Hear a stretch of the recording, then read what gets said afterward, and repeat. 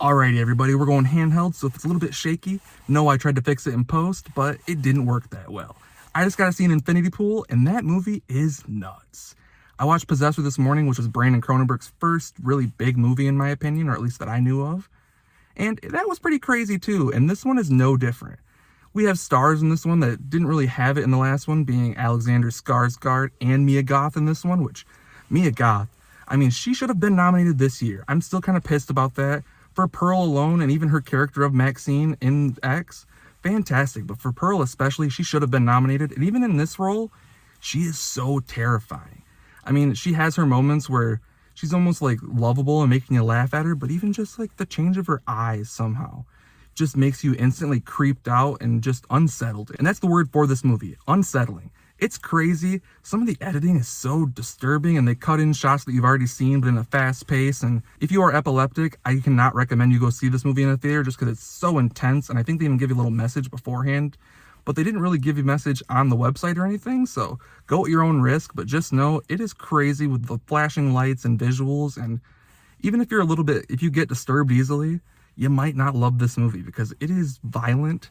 It's sexual for sure, but it just makes you very uncomfortable, and that is fully its intention. It wants to make you unsettled. The movie's all about like kind of just like bringing down your walls and kind of making you realize what's really going on in a way. I don't know if I'm really gathering everything about this movie because it is so kind of like heady and weird, but in my opinion, this movie is kind of talking about like artists, and they get kind of caught up in things, and if they find people that really love them, especially a struggling artist who doesn't really have an audience, once he finds those people that like him, he can almost see past anything when it comes to that. And it is proven here because he gets himself in some crazy situations, and it just goes on a path that you are not expecting.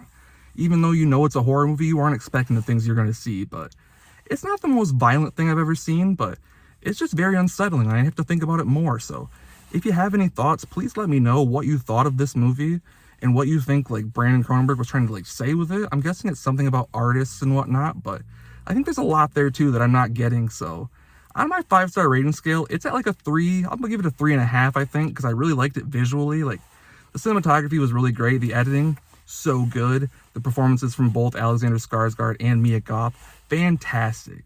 I mean, Mia Goth, she really needs to get more and more bigger roles so she can get that Oscar. And the Oscars need to recognize horror more because she put on some of the greatest performances in horror last year, and I have a feeling 2023 is going to be no different. So go check this out, and please let me know what you thought of it. Comment below, subscribe to this channel, subscribe to my podcast too, The Adam and Steve Show.